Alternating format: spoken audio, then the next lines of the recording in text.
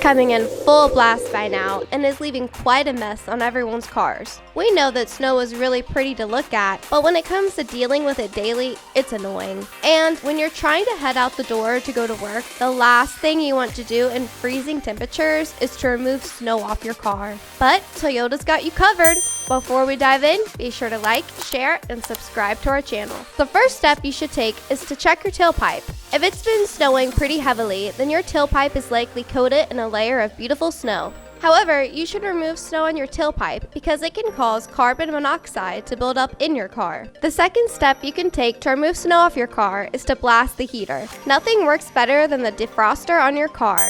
Typically, it takes about 5 minutes to warm up your car, so in the meantime, you could walk around your car and remove snow from your roof, hood, and trunk lid. Next, you should aim to remove snow off your windows. Then, you can work your way toward your windshield. Don't forget your rear view mirror, headlights, taillights, and turn signals.